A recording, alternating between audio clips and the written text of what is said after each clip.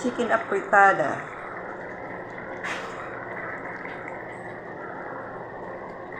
Yeah.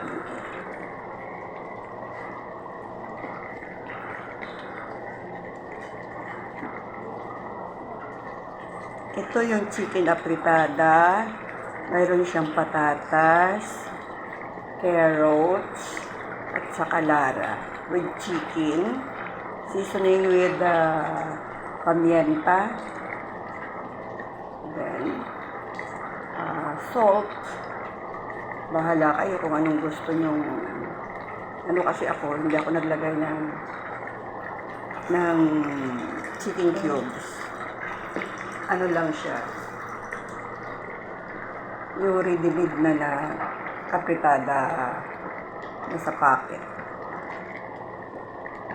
Yung sachet.